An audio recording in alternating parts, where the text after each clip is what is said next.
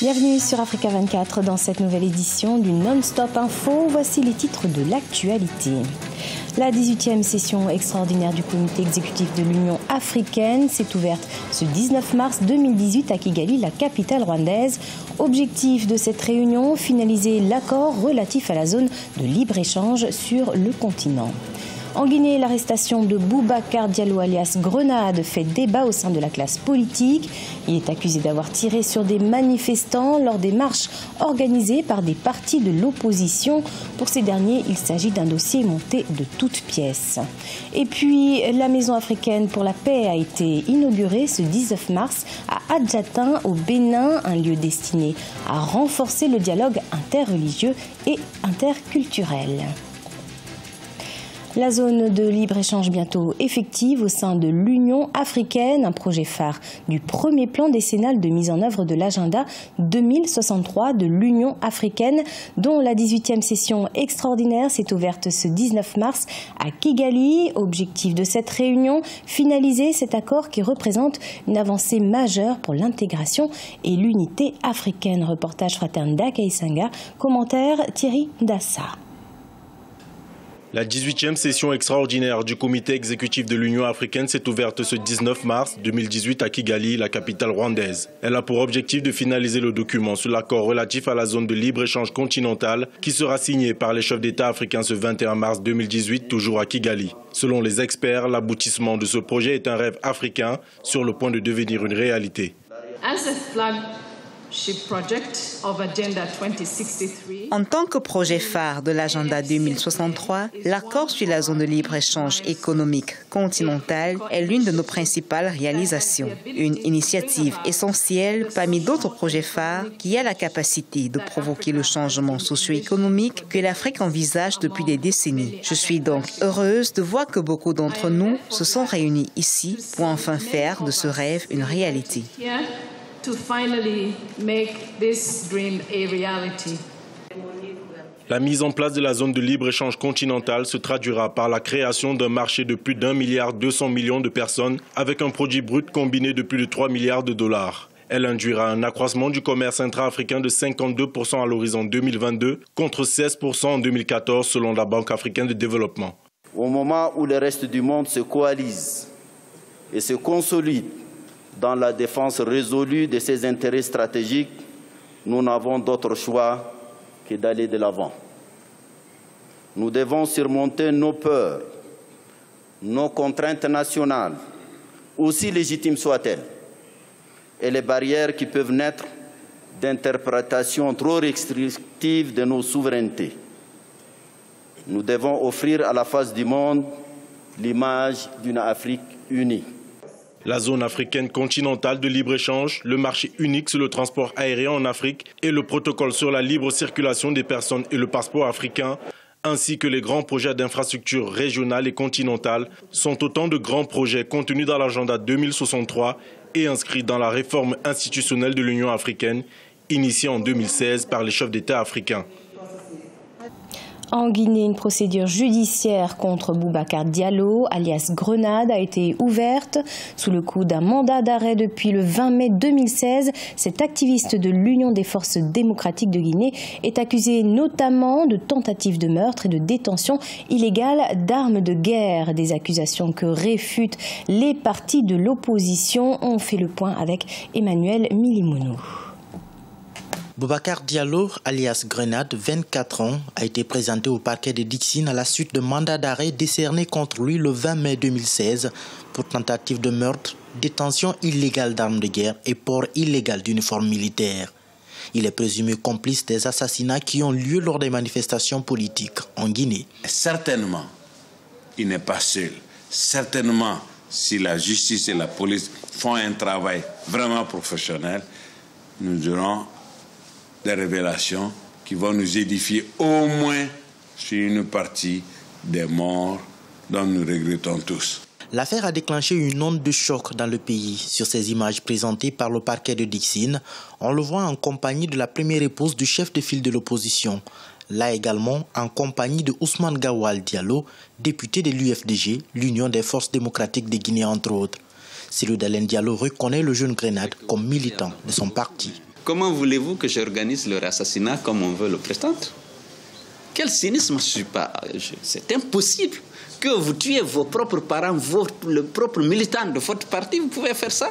C'est-à-dire que le gouvernement est à court d'arguments parce qu'il est incapable de justifier son laxisme et son refus d'ouvrir des enquêtes et de situer les responsabilités. L'affaire comporte encore des zones d'ombre. Le suspect a-t-il une fois tiré sur la foule? Reconnaît-il être armé par l'UFDG? Autant de questions auxquelles le dossier fourni par le parquet n'apporte pas de réponse. La justice, vu qu'elle nous a présenté cet individu-là comme étant un élément d'un groupe, à la limite, la justice doit aller jusqu'au bout et la justice doit s'efforcer de convaincre. Boubacar Diallo faisait l'objet d'une information judiciaire depuis mai 2016. Le 19 mai exactement, à la suite d'une tentative de meurtre sur un gendarme, il aurait été grièvement blessé, traité discrètement et évacué vers le Sénégal par le parti du chef de file de l'opposition, selon le parquet. Le gouvernement burundais a lancé un programme environnemental pour faire face au risque accru de déforestation dans les 29 prochaines années. Des mesures qui devraient résulter par une meilleure exploitation des terres arables par la population de plus en plus nombreuse. Les explications, Nathalie Mou. Au Burundi, plus de 50% de la superficie est exploitée à des fins agricoles, selon l'expert en environnement burundais Salvatore Uzima. Le président de l'ONG burundaise Investissons dans l'agriculture estime que la déforestation à laquelle fait face le pays devient une menace pour la productivité agricole. On assiste aujourd'hui à une surexploitation des terres cultivables burundaises, alors que le bas niveau de productivité reste en deçà d'une population burundaise doublant tous les 30 ans. Une explosion démographique en partie responsable d'un déboisement accéléré. La détérioration de l'environnement au Burundi porte un coup à la santé économique de ce pays. En effet, l'agriculture est pratiquée par 93% de Burundais. Cette activité, de même que l'élevage, contribue à plus de 50% au PIB du pays et représente le tiers des investissements économiques. Le défi actuel est donc de restaurer l'équilibre entre préservation de la nature et santé du secteur primaire. En pratiquant l'agroforesterie, on évite de détruire l'environnement. Et maintenant, cette personne peut également pratiquer l'agriculture biologique qui consiste à éviter les engrais chimiques et utiliser les engrais biologiques. Parce que les engrais chimiques dénaturent la structure du sol. Et cette personne également doit éviter de pratiquer des systèmes culturaux simples et classiques qui consistent par exemple à éviter de brûler le sol après le défrichement. Pour pallier à cette situation environnementale critique, le ministre burundais de l'Agriculture et de l'Élevage, Deogracias Rugema, a évoqué la mise en place d'une stratégie agricole nationale et d'une stratégie nationale pour l'environnement.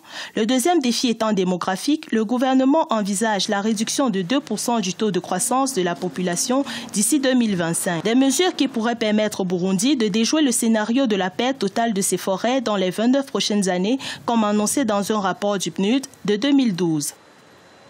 Dans l'actualité également, l'inauguration de la maison africaine pour la paix au Bénin. Construite sur un domaine de plus de 2000 mètres carrés, ce lieu sera dédié à la prière de toutes les confessions religieuses avec un espace de recueillement libre. Les détails dans ce reportage de Leftiounou, commenté par Siamlo Victoria Sedji. Théophania, la Maison africaine de la paix, a ouvert ses portes lundi à Adjata, à quelques kilomètres de Porto Novo, la capitale administrative du Bénin. Ce joyau s'inscrit dans le cadre du projet La paix par un autre chemin, une initiative portée par le Centre panafricain de prospective sociale de l'ancien médiateur de la République, Albert Tévoijré. La Maison africaine de la paix vise à renforcer le dialogue interreligieux et interculturel sur le continent. Dieu nous assigne une mission. Nous sommes en paix pour vendre la paix. Nous sommes en paix pour distribuer la paix. Une idée vient inspirer par nous-mêmes pour que nous puissions organiser un mécanisme de paix qui permet à tous de se retrouver. C'est notre rôle, ça, dans la région. Dieu nous a mis à part pour servir de pont, pour servir d'exemple, de modèle dans une manière de repenser la paix par un chemin qui permet à tous de se retrouver. Et voilà. La Maison africaine de la paix est construite sur un domaine de plus de 2000 mètres carrés. Selon Albert Tévoijré, Théophania constitue une boussole pour la cohabitation de tous les courants religieux et le développement du continent. Le professeur Thévo Idré a planté. Et nous avons vu ce qui a poussé aujourd'hui, cette maison de la paix, cette maison africaine de la paix. Et elle deviendra plus forte, la maison mondiale de la paix. Ce qu'il faut maintenant, c'est l'adhésion quotidienne et l'adhésion collective des populations. Que les populations trouvent dans la religion une piste supplémentaire, une piste additionnelle à tout ce qui est fait jusqu'à aujourd'hui. Le Centre panafricain de prospective sociale entend promouvoir la paix à travers ses nombreux projets communautaires. Rappelons que la paix par un autre chemin tire son origine de l'initiative africaine d'éducation à la paix et au développement par le dialogue interreligieux et interculturel officiellement lancé au Bénin le 26 mai 2015 sous les auspices de l'Union africaine. C'est la fin de ce journal. Merci de l'avoir suivi. Dans un instant, une nouvelle édition de l'information sur Africa 24.